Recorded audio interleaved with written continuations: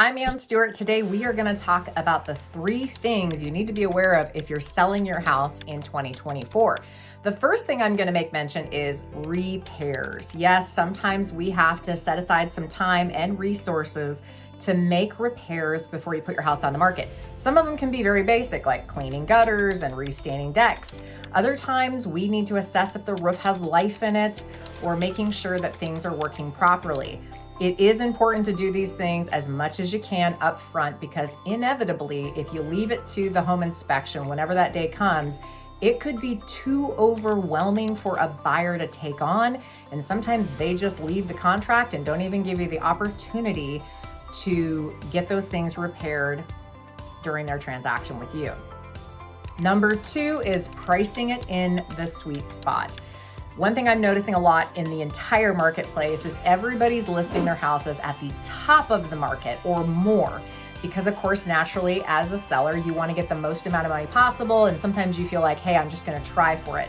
Oftentimes that leads to houses sitting on the market for a long period of time. Then you kind of see the houses coming down in price, and often they sell for less than what they could have had they just started in the sweet spot.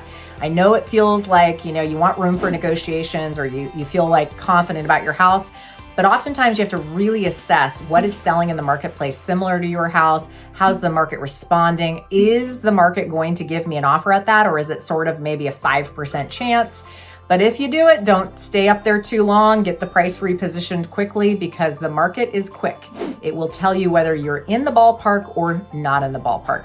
And that leads me to the third item, which is listen to feedback. So oftentimes we give you feedback when you get on the market and tell you what are the buyers saying, what are the buyers' agents hearing from their clients, or what they see in terms of other houses that they've shown.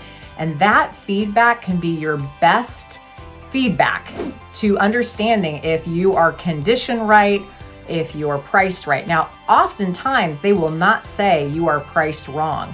A lot of people think somebody's just going to come out over to your house and say, oh, it's overpriced. Actually, what they say is great house, but. What's behind the but is what you want to listen to. Maybe it's something you can change. It's a wall color, or there's some conditional item that you could fix. But oftentimes if it's things that you cannot change, then it usually means after enough showings and feedback, it's time to maybe reconsider a price repositioning. So if you're curious about what the market's doing specifically for a house like yours, don't hesitate to reach out. We help people evaluate this all the time.